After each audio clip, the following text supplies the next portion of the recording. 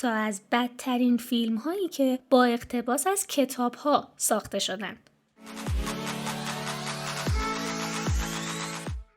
شماره 10، نامه اسکارلت، فیلمی که مربوط هست به سال 1995. اگر این کتاب خونده باشین و با فیلمش مقایسه کنین میبینین که کتابش محتوای بسیار عمیق و وسیعی در زمینه تحلیل اتفاقات اجتماعی، اقتصادی و اون فرهنگ داره و داره رابطه اون دو نفر رو در پیوند با اون ساختار جامعه، ساختار فرهنگ، اقتصاد و سیاست نشون میده. ولی وقتی که فیلم رو تماشا کنین میبینین که کلن اون ساختار و پس زمینه رو حذف کرده و کل داستان رو تقلیل داده به رابطه عاشقانه دو نفر. خب این کار واقعا زده اون ابهت و عظمت کار نویسنده رو از بیخ ترکونده، از شور ادبی داستان کم کرده. شخصیت‌ها اصلا توسعه یافته و جا افتاده نیستن، انگیزه هاشون اصلا واضح بیان نشده، در صورتی که کتاب اصلا اینطوری نیست. توی فیلم خیلی همه چیز سطحی داره نشون میده و کلا به یه داستان عشقی تقلیل داده کل ماجرا رو. رتبه شماره 9، هابیت، بین سالهای 2012 تا 2014. کلن چون کتاب ها وسیعن و فیلم ها هم تایمشون محدوده، همیشه به هر حال یک بخش مهمی از داستان حذف میشه. خب توی هابیت هم ما این مسئله رو شاهدش هستیم. مسئله اینه که هابیت رو اومدن توی 3 تا فیلم ساختن، اومدن زیادی کشش دادن و تو 3 تا فیلم گنجوندندش، در صورتی که تو 2 تا فیلم هم میشد حداقل این بخش از کتاب رو جمعش کرد و این مسئله صدای اعتراض خیلی ها رو در آورده. توی فیلم‌های هابیت شخصیت‌ها جا نیفتادن، در صورتی که توی کتاب خیلی اوضاع کاراکترها و سیر وقایع بهتر و منطقی تره. توی فیلم اصلا پیشینه‌ها مشخص نیست، یک بخش‌های خیلی وسیع و مهم ماجرا توی فیلم متاسفانه حذف شده و از اون طرف زیادی طولانی‌تر ساختنش. شماره 8، همسر مسافر زمان، فیلمی متعلق به سال 2009.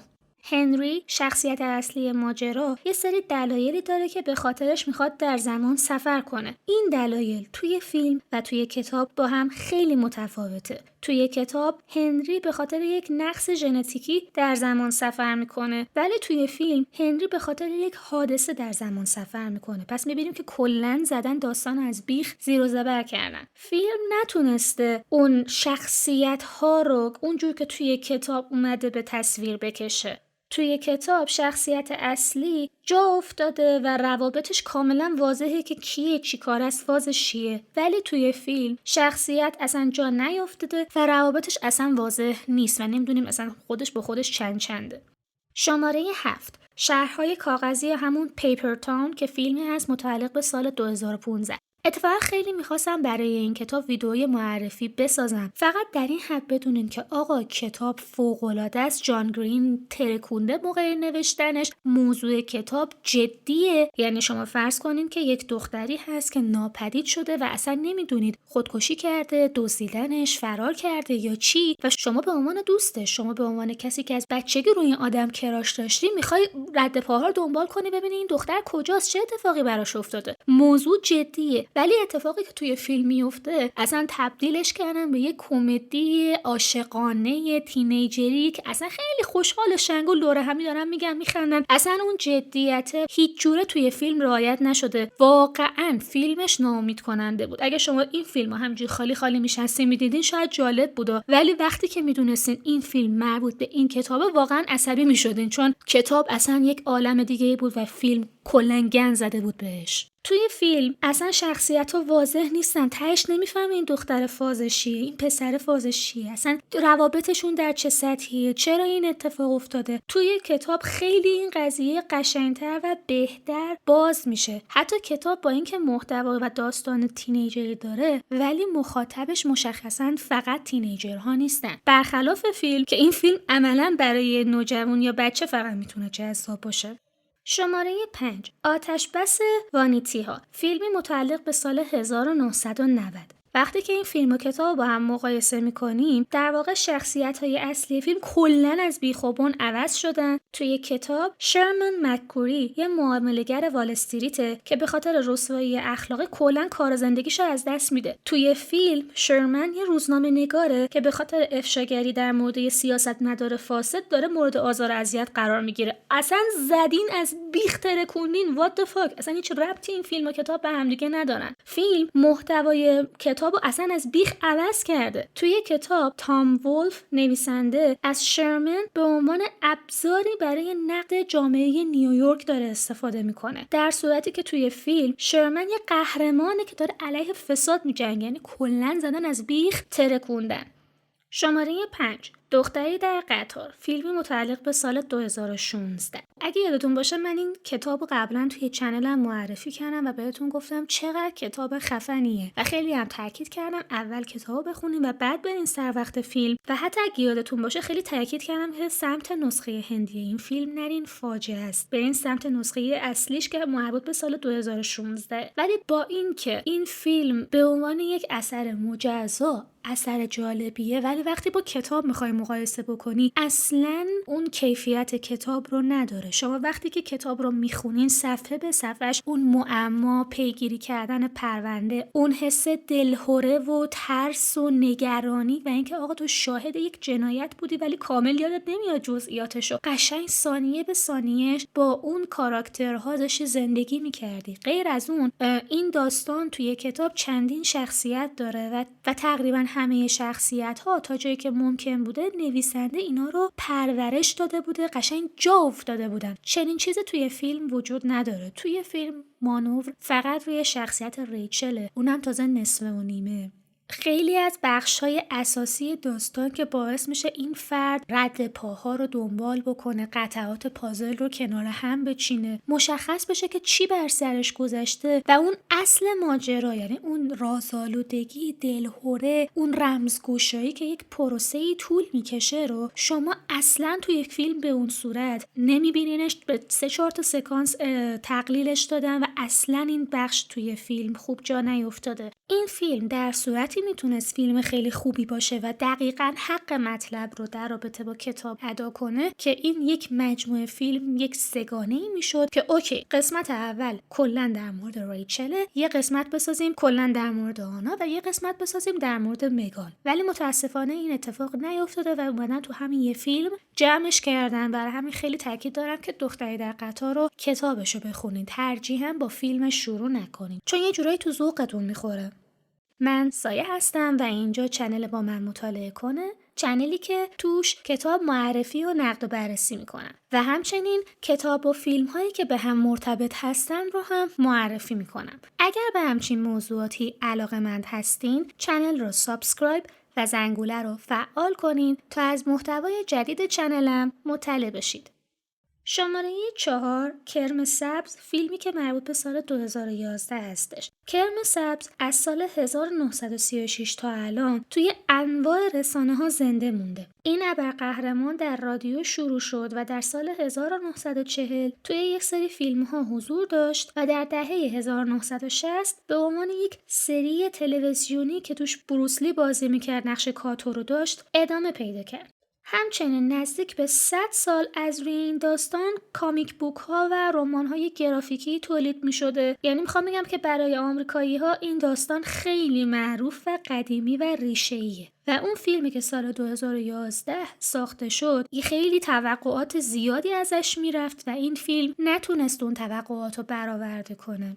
توی سالهای گذشته این رویه خیلی رایج بوده که فیلم ها و داستان ها، کارتون ها، انیمیشن ها، ماجراهایی که قدیمی هستن و از اول بازسازی کنن، بازنویسی کنن، دوباره مطرحشون بکنن توی هالیوود. ولی پروژه کرم سبز مشخصا یکی از فیلم های شکست خورده در این زمینه است، جوری که حتی طرفدارهای دو آتیشه این مجموعه کامیک ها یا مجموعه فیلم های اقتباس از این داستان رو دیده بودن هیچ جوره این فیلم رو گردن نمیگیرن.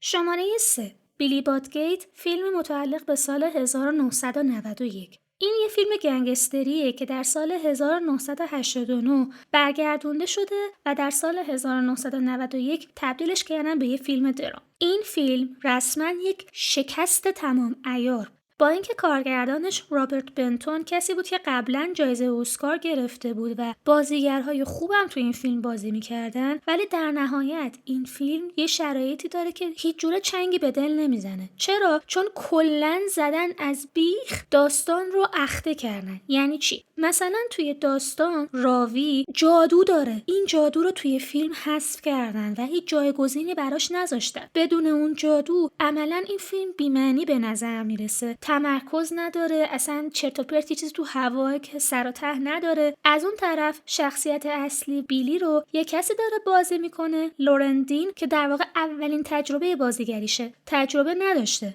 نه بازیگر درست درمونی نقش اولو بازی کرده، هم فیلم رو نصف نیمه ساختن، هم مهمترین عنصر داستان رو از فیلم حذف کردن، همین که زاویه دید رو کلا زدن عوض کردن. توی کتاب زاویه دید سوم شخصه، ولی توی فیلم شما مشخصا با یک روایت شخصی روبرو هستین و این باعث شده که این فیلم یک شکست تمام عیار باشه. با اینکه بعداً به اقتباس این داستان فیلم‌های دیگری هم ساخته شده، ولی انقدر این داغون بوده که نتونسته این تجربه بد رو بشوره ببره. شماره 2، هری پاتر و شاهزاده دورگه که سال 2009 ساخته شده. پاترهدای عزیز، نمیدونم شاید شما تو این زمینه با من نظرتون همسو نباشه، ولی بیاین قبول کنیم که تو کل مجموعه هری پاتر فیلم با کتاب مغایرت خیلی شدیدی داره. حالا اگه بحث سانسور ترجمه کتاب رو تو ایران در نظر نگیریم، ولی با این حال شماره 6 هری پاتر یعنی هری پاتر و شاهزاده دورگه از همه بیشتر این فیلم با کتاب نمیخونه. توی سری‌های قبلی هری پاتر خیلی فاجعه بار نبود اگر یه سری اتفاقات مدرسه یا روابط دوستی بین هری و رون و هرمیون توی فیلم نمی آوردی، ولی توی 6 این مسئله خیلی بحرانیه. اصلا منطق کتاب 6 اینه که شما با پیش زمینه ولدمورت آشنا بشین و کلا توی این فیلم شماره 6 فقط 2 جا هست که خاطرات تام ریدل رو می‌بینین. یکی اونجا که توی یتیم خونه است و یکی هم اونجا که داره میپرسه چه شکلی میشه جام پیچ درست کرد. عملاً هیچ جای فیلم رد پایی از خاطرات ولدمورت نمیبینین، در صورتی که خاطرات ولدمورت مهمترین بخش این مجموعه کتاب بود. برای من جذاب نبود. من کتاب 6 رو به مراتب خیلی بیشتر از فیلمش دوست داشتم. میدونیم منطق سازنده های این فیلم این بوده که خب مخاطب این مجموعه کتابو خونده، پس کلا هر جاش که دلم بخواد تو توی فیلم میارم، هر جاش هم نیاوردم مهم نیست، چون اون پاترهدی که این فیلمو داره میبینه میدونه داستان از چه قراره و این فرض اشتباهیه. من خیلی‌ها رو میشناسم که به هر دلیلی نمیتونن، نخوندن و نخواهند خوند هری پاترها رو، ولی میخوام به هر حال فیلمشو ببینن. شما وظیفتون این بوده که